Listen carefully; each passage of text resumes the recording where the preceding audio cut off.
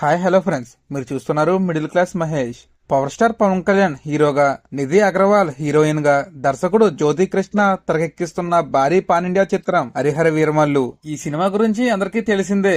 మరి ఎన్నో అంచనాలు సెట్ చేసుకున్న ఈ చిత్రం కోసం అభిమానులు 1000 కళ్ళతో ఎదురు చూస్తున్నారు.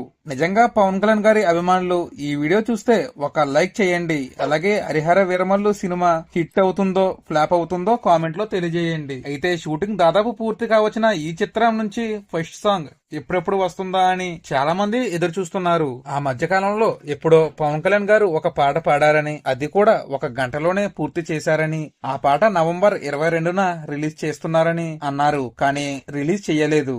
అయితే ఇప్పుడు ఫైనల్ గా ఈ సాంగ్ ఈ కొత్త ఏడాది ఆరంభంతోనే రానుందని తెలుస్తోంది.